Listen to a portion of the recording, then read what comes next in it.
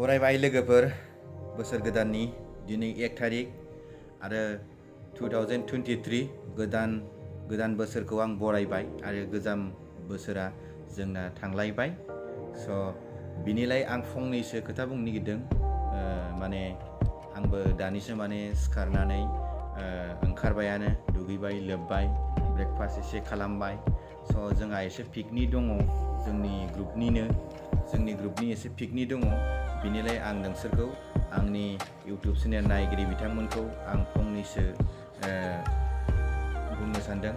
खोथा बुंनो सानदों स' दिनै 1 तारिख जाहाथे मोजाङै मोजां थाङो आरो आंबो नाजागोन जे मोजाङै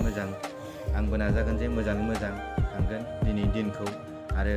जाहाथे आंनि इउट्युब चेनेल नायगिरि बिथांमोनखौबो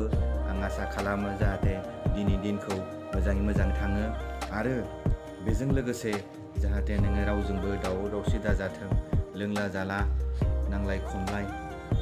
बुलाय सोलाय दाजाथों जाहाथे नोङो गावबो मोजाङाव थानानै गुबुनखौबो मोजाङाव लाखिनो नाजाथों आरो गाज्रिखौ बुजायथों आरो मोजांखौ मोजाङैनो बयनिबो फोरमायना होलायथों जाहाथे भुल बुजाबुजि रावजोंबो नांलाय खमलाय दाजाथों खैफोदा जायो एखमबा समाव बेखौ नों रावबो बुंनो हाया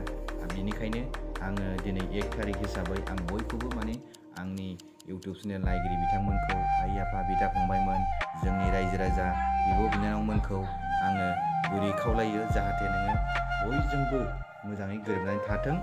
आरो लोंला जाला बयबो माने पिकनिक जानाय रंजानाय मोसानाय बेफोरबो थायो अब्लाबो माने गावबागाव कन्ट्रल हानाय